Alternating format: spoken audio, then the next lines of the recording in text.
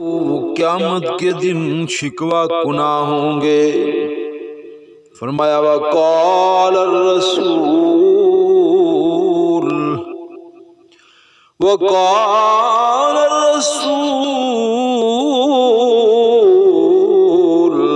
یا رب ان قوم اتخذوا هذا القرآن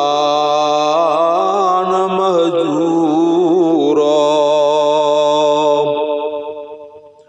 رسول اللہ صلی اللہ علیہ وسلم اللہ کے دربار میں شکوہ کنا ہوں گے، اے میرے رب، میری امت نے، میری قوم نے قرآن کو مہجور بنا دیا۔ ہم مہجور کا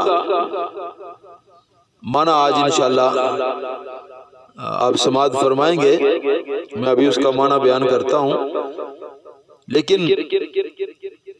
علامہ اقبال نے شاید اسی شکوے سے ڈرتے ہوئے کچھ کلام کیا ہے، اب سماعت فرمائیے۔ فرماتے ہیں ہر کے رمز مصطفیٰ فہمیدہ است، ہر کے رمز مصطفیٰ فہمیدہ است، شرک را در خوف مضمر دیدہ است۔ جس نے رسول اللہ صلی اللہ علیہ وسلم کی رمز کو سمجھ لیا، اور آپ جانتے ہیں میرے محبوب کی رمز قرآن، میرے محبوب کی رمز کلام الہی۔ جس نے قرآن کو سمجھ لیا، جس نے میرے محبوب کی رمز کو سمجھ لیا، آسان الفاظ میں کہوں تو جس نے قرآن و سنت کی رمز کو سمجھ لیا، شرک را در خوف مضمر دیدہ است۔ پہلا شان اسے یہ ملتا ہے، پہلا ایمان اور پہلا انعام اسے یہ ملتا ہے، اس کے دل سے اللہ کے سوا کسی اور کا خوف پھر نہیں آتا، اللہ کے ماں سوا کا خوف اس کے دل سے نکل جایا کرتا ہے، اور یہ کامل ایمان کی علامت ہے۔ کیوں کہ کسی اور کا خوف دل میں رکھنا یہ شرک تصور کیا جاتا ہے، اسی لیے تو کہتے ہیں شرک را در خوف مضمر دیدہ است۔ جس نے کسی اور کا خوف اپنے دل میں پیدا کیا اس نے اللہ کے ساتھ شرک کیا ہے۔ اور ایک اور جگہ پر فرمایا خوف حق عنوان ایمان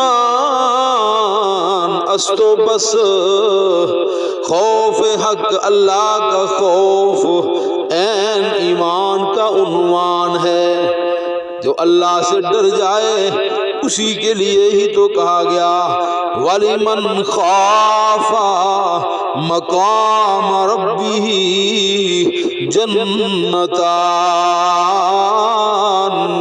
اور خوف غیر از شرک پنہا است و بس، کسی غیر کا خوف دل میں پال لینا، کسی غیر کا خوف دل میں پیدا ہو جانا یہ چھپا ہوا شرک ہے۔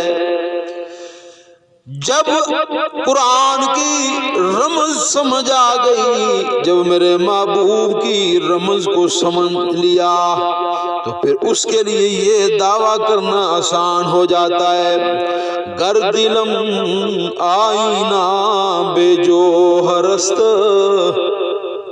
اگر میرے دل کے آئینے میں قرآن کے علاوہ کوئی اور خزانہ چھپا ہوا ہے، کوئی اور موتی چھپا ہوا ہو، کوئی اور جوہر ہو، در بحرفم غیر قرآن مسمرست، تو پھر اے رب کریم پردائے ناموس فکرم چاک کن ای خیاواں از خارم پاک کن۔ اگر میرے دل میں قرآن کی عظمت کے علاوہ کوئی اور چیز چھپی ہوئی ہو، قرآن کے موتیوں کے علاوہ کسی اور کا تصور ہو، تو میری عزت اور ناموس کا پردہ چاک کر دینا، پھر تیرے خوبصورت گلشن میں جو ایک کانٹا بنا ہوا ہوں اسے نکال کر باہر پھینک دینا۔ اور تیسرا دعویٰ کرتے ہیں روز محشر خار و رسوا کن مرا، بے نصیب از بوسائے پاکن مرا۔ روز معاشر مجھے ذلیل و رسوا کر دینا، مجھے رحمت کائنات صلی اللہ علیہ وسلم کے پاؤں کے بوسے سے محروم کر دینا۔ اگر میرے دل میں قرآن کے علاوہ کچھ چھپا ہوا ہو،